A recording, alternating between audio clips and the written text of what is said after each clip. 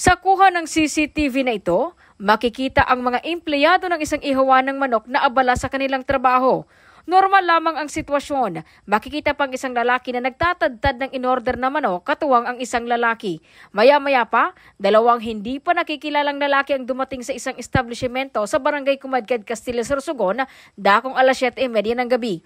Ayon sa Castilla Municipal Police Station, lumalabas sa investigasyon na bumili ang mga sospek ng manok sa nabanggit na establishmento at saka naglabas ng hindi pa malamang kalibre ng baril ang isa sa mga sospek at saka nagdeklara ng hold-up. Pumasok ang sospek sa loob ng establishmento at dito na nakuha ang aabot sa 11,992 pesos saka tumakas sa direksyon papuntang Legazpi City. Agad naman itong nai-report na sa PNP at nagpapatuloy na rin ang sinasagawang investigasyon. Yan ang report na hatid sa inyo ng Citro Plus, strengthen your defense. Ito si Brigada Julie Rodriguez Belian, in the heart of changing lives ang Brigada News FM Philippines, the Music and News Authority.